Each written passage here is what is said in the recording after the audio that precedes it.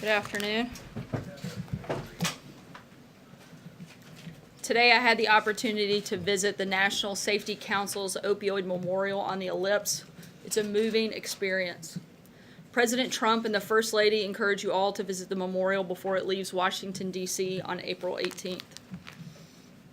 Today at the Summit of Americas in Lima, Peru, Assistant to the President and Advisor Ivanka Trump oversees private investment corporation, and the acting U.S. Secretary of State announced OPIC's two-time America Latin American Women's Initiative, say that fast, which will mobilize $500 million in private capital to invest in projects that empower women in Latin America.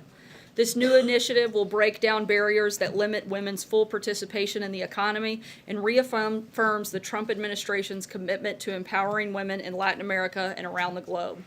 As you all saw, yesterday's confirmation hearing for Secretary of State designee Mike Pompeo went very well. From his years in the Army to his time as a key member of the House Intelligence Committee to his successful tenure as CIA Director, Secretary-designee Pompeo has excelled as one of the nation's key leaders in national security and foreign policy. As a result of Mike Pompeo's leadership, America has been safer, more secure, and more prosperous. There is absolutely no legitimate reason that Secretary-designee Pompeo's confirmation process should not be done in a speedy and bipartisan manner. Even the Washington Post editorial board, hardly a cheerleader for this administration, published an editorial yesterday with a simple, straight-to-the-point headline, "Confirm Mike Pompeo." Democrats and Republicans should do exactly that by coming together and doing what is, without question, the right thing for our country.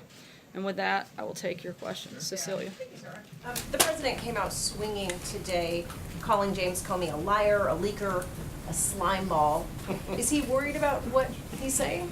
Not at all. The American people see right through the blatant lies of a self-admitted leaker.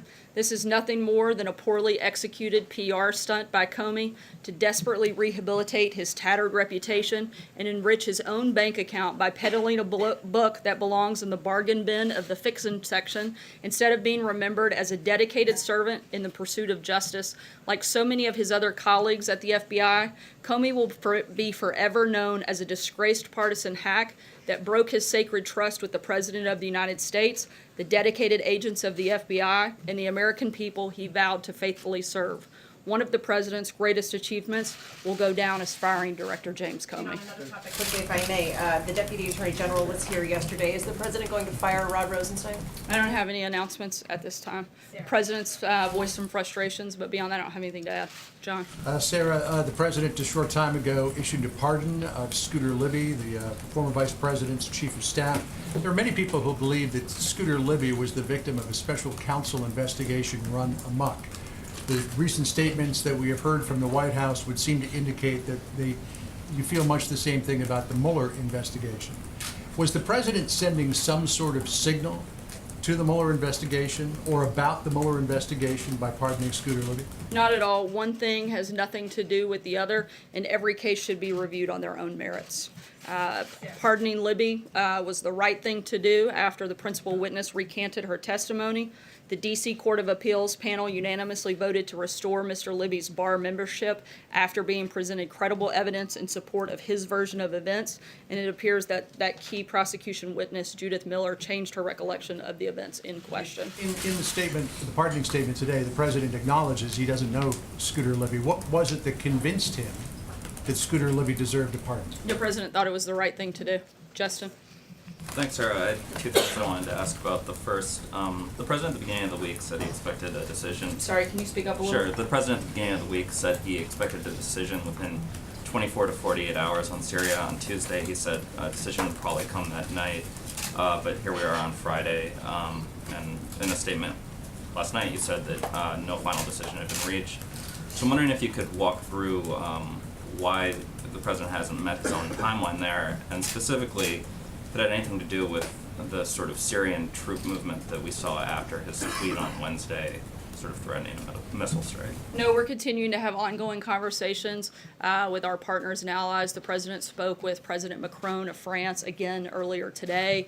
We're continuing to have ongoing meetings and conversations here at the White House, and when we have any further developments, we'll let you know. And then, because it's Friday, I'm wondering if Friday the 13th. Yeah, walk us through exactly what the president You guys all groan like that's a bad thing. committed to Senator Gardner in terms of both what the Justice Department would do and what the White House would do in terms of supporting legislation on states that legalize marijuana. I can confirm the president did speak with Senator Gardner yesterday and again today.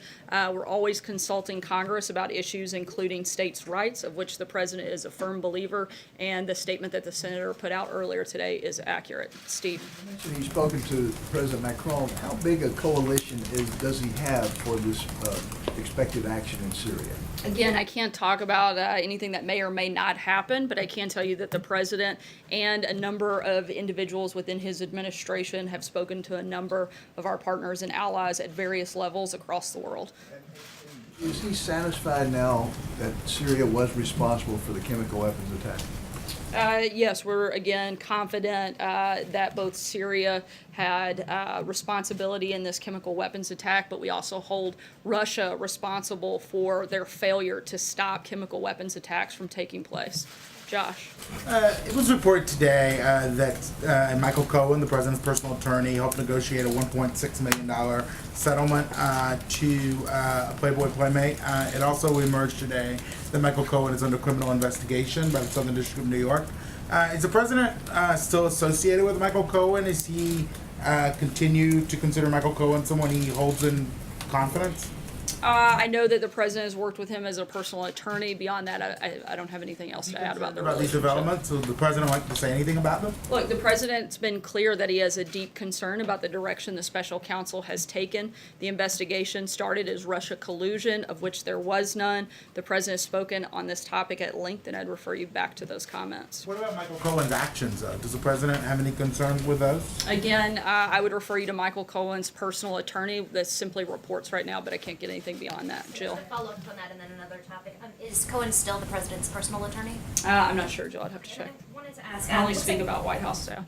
It looks like Paul Ryan just endorsed Kevin McCarthy for Speaker in an appearance or an interview with Meet the Press. Does the president believe that McCarthy should be the next Speaker? The president has a great relationship with Kevin McCarthy, but in terms of an announcement about who he wants to see as the next speaker, I don't have any announcements on that front. John? The James Comey book, some excerpts came out today. He speaks of the president, writes about the president in very personal terms. Were you surprised by that? But was the president surprised by that?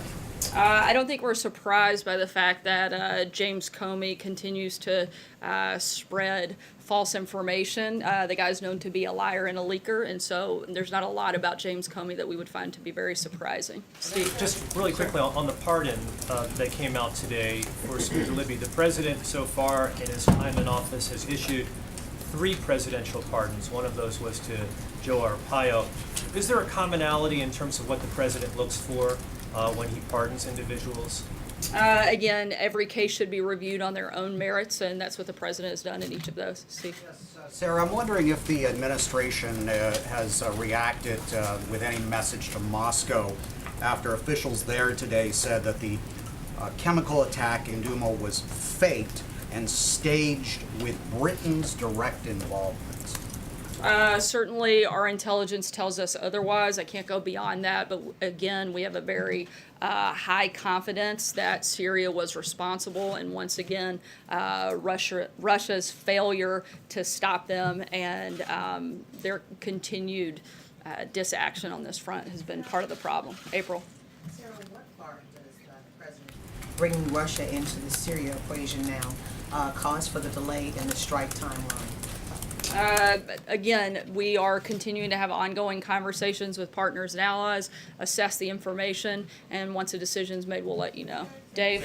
Thanks, Sarah. The Justice Department Inspector General came out with his long-awaited report this afternoon on former FBI Deputy Director Andrew McCabe, saying that he improperly leaked information about the Clinton Foundation investigation to a reporter. and then lied to James Comey about it and under oath to two FBI investigators. Do you have a reaction to that, and does that, in your mind, validate the decision to fire McCabe? I haven't seen the full report, but it sounds like two peas in the pod with McCabe and Comey. McCabe was fired in disgrace for misconduct and lying about it. Beyond that, I don't have anything at this point. Francesca. Thank you, Sarah. You said that that James Comey was a liar, that he's a leaker, that he made false representations or claims. Other than what the president tweeted this morning about lying under oath to Senator Grassley, what exactly has he said that's false or a lie? Comey claimed reopening the Clinton investigation when he did was based on merit. Now he says it was based because of poll numbers. Comey claimed the president told him to stop investigating Flynn after he previously testified that no one told him to stop investigations. He also, even the media has reported that officials have determined that Comey leaked 4 memos, at least 4 that we know about, with classified information. I think it's very clear that Comey has a credibility problem. The other thing is clear, this is one of the few issues in Washington that both Democrats and Republicans agree on. He's been criticized by the legal community for leaking sensitive information, and organizations promoting good government found Comey's leaking grounds for firing. Multiple Democrats, including some of the biggest leaders in the Democrat Party, have also attacked Comey. Minority Leader Pelosi said Comey was maybe not in the right job. Senator Schumer said he was appalled by what Comey did and did not have confidence in him any longer. Senator Bernie Sanders said Comey acted in an outrageous way. Clinton's running mate, Senator Cohen, said Comey is responsible for the lowest moment in the history of the FBI. Even Congresswoman Maxine Waters said Comey has no credibility. The FBI should be independent and not led by a political hack. Comey's higher loyalty is pretty clear that it's only to himself. If you can get this group of people and others like Mark Meadows and a number of others to agree on something, I think that you'd have to be right. Sarah, Jim? what about the dossier, though? Sarah, what about the dossier? Did he also lie about the dossier in his conversation with President Trump about that? The dossier is false opposition research that was funded by the Clinton campaign to attack the president. It was used illegally to justify spying on Americans. And I think that's quite the problem. Jim? Sarah, what about the content of the president's attacks on Jim Comey, your attacks on Jim Comey? Isn't all of that a bit unbecoming of the presidency of this White House to go after him in such a personal way like that? I think it. Slime ball and a liar and a leaker. I think it's unbecoming for the person that is supposed to be the top law enforcement official in the United States, the person that is supposed to protect the people of this country, to lie and leak classified information, certainly to falsify documents. I think that's a very big problem. And somebody who has created this problem for himself. I didn't encourage Jim Comey to go out and do a PR campaign. Congress has asked Jim Comey to come and testify multiple times, of which he's denied being able to do, yet he found time to sit down with George Stephanopoulos for 5 hours. I think if anybody has created this problem, it's Jim Comey, and he should be the one held responsible. Hey, sir, if I can just follow I'm gonna up. keep moving for the sake Other of folks time. got 2 questions. If I can just ask a second follow-up question because it's Friday. Well, it's Friday, yeah.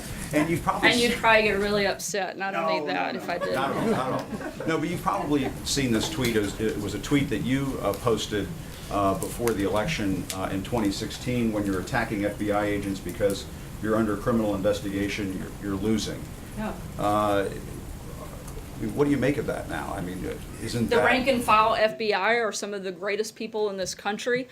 We've repeated that time and time again, and certainly have the full support of this administration. I think that we've been very clear, though, how we feel about some of the leadership at the FBI, particularly James Comey. When you go after, Sorry. Comey and I did give you Rosenstein two, Jim. and I'm Mueller, gonna keep doesn't that mean moving. you're losing? Go Following ahead. up on that, I mean, one of the themes of Comey's book is the president's, quote, disdain for the rule of law and his continued efforts to publicly undermine federal law enforcement officials. So how would you characterize the president's attitude towards the rule of law and things that he says publicly about many of his top federal law enforcement officials? The president has a great deal of respect for the rule of law, but the president does not have a lot of respect for people whose sole job is to carry out the law, and they leak classified information and they lie to the American public about it.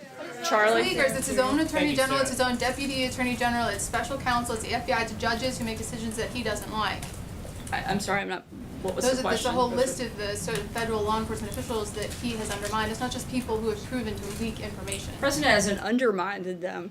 in any capacity just because he calls out things that he finds to be problematic or concerning. I think that he should do that. If members of the FBI are leaking classified information, the president should absolutely call that to question. You guys spend hours upon hours every single day praising Jim Comey, propping him up, giving him the biggest platform. We shouldn't be praising him. We should be putting him down. We should be taking him off of air instead of giving him minute after minute. This country has a lot of real problems. We should be talking about the economy. We should talk about Syria. We should talk about the drug crisis, but instead we're going to talk about Jim Comey. You guys will cover it endlessly all day today, all day tomorrow, and my guess is every day next week with very little time given to the issues that people care about. So the president has every right to call out that individual that you guys are propping up and say that there are problems and that we should be concerned about it. Charlie? Sarah? Thank you, Sarah. This morning, James Comey admitted that he didn't tell the president about the political sources. I'm sorry, can you speak up? This morning, James Comey said that he didn't inform the president of the political source of the dossier. Was the president surprised to hear that? Did Director Comey ever tell him about the sourcing of the political dossier against him? I'm not sure about that specific conversation, but I know that it's been documented many times over now that the dossier is false opposition research funded by the Clinton campaign and used to attack the president. I think. Question, because it's Friday. Did the president speak to former Vice President Dick Cheney about the Scooter Libby pardon either before or after? I'm not aware of any conversations on that. John? Yeah, thank you, Sarah. 3 Republican state senators from Missouri wrote the president yesterday saying that the embattled Governor Eric Greitens should resign from office. He has serious charges of sexual abuse against him, faces impeachment, and refuses to resign. They concluded that as a former Navy SEAL, he would salute and resign if his commander-in-chief asked him to. Did the president receive the letter? What is his response? And will he ask Governor Greitens to step down? I don't have an official response at this time, but certainly something that is very concerning and something that we're taking very seriously, and I'll keep you updated as we have something. Sarah? Thank you, Sarah. So concerning the summit with Prime Minister Abe next week in Florida, does the president plan to push for a bilateral free trade agreement with Japan? I'm not going to get ahead of the president's conversations with Prime Minister Abe, but trade will certainly be something that is discussed, as well as the ongoing conversations around North Korea. Does the president have another NSC meeting today on Syria? I'm sorry? Will the president be having another NSC meeting today on Syria? There is another national security meeting later this afternoon at the deputies level. Aisha? The pardoning process. It seems like we've had these 3 pardons. They all were somewhat high profile or had gotten media attention. How is the president deciding when to take action on a case? I mean, with Arpaio, he hadn't even been sentenced yet. The Scooter Libby case was very old. So how are you deciding when to take action on these cases? And can a normal person who feels like they've been like unjustly convicted, can they get their case to the White House? I mean, there's a Justice Department process, but it seems like the president is taking special interest in certain cases. Again, the president has exercised constitutional authority, and he determines when and how he's going to use that when it comes to the pardon process. He looks at each one individually and makes a decision, and we make that announcement. Nadia? Sarah. Thanks a lot, Sarah. Who are you calling, Brian? I was calling on Nadia, and then I'll go to Brian. All right, thank you, Sarah. The OCPW is sending inspectors to Syria. Do you think this is a futile exercise since you already have the evidence that actually they have chemical weapons? Once again, we are confident in the intelligence that we have and in the fact that we know that Syria is responsible for these actions. Take one last question, Brian. Thanks, Sarah. I'll do 2. One on Syria and one on the Department of Justice. On Syria, the president has publicly said that he wants to get out of Syria. Has this strike changed his mind on that? And is he considering other options other than a plan to pull out U.S. forces from Syria? And if you could just answer that. I'm sorry, what was the last part? Is he considering other options other than a long-term strategy to get U.S. forces out. I don't have any additional changes to policy in Syria at this time. And in terms of options, all of our options are on the table, and we're continuing to look at those, and we'll make an announcement then. And so I have a question about the Department of Justice. What does the president have to say to Republican lawmakers who believe that firing Mueller would be suicide, as Grassley has said, or firing Rosenstein could mean the end of the presidency for Donald Trump, as Lindsey Graham has said? I'm not going to get into hypothetical situations. The president's taken no action on that front, and I'm not going to get into back and forth on a hypothetical. Response for Republican lawmakers who are counseling him not to take an action like that? As with a number of issues, the president talks to a lot of different lawmakers on a number of topics. He's going to continue consulting with them, not just on this, but on some very big issues that our country is facing, and that's what his focus is actually on. Thanks so much, guys. Happy Friday.